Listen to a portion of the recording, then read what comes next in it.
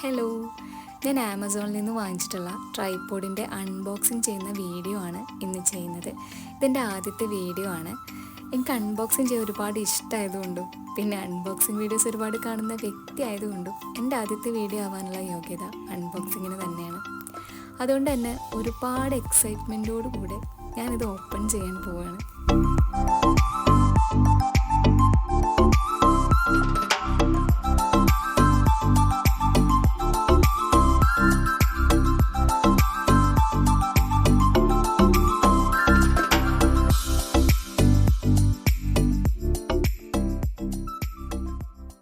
ഇതിൻ്റെ റേറ്റ് വരുന്നത് 799 ആണ്.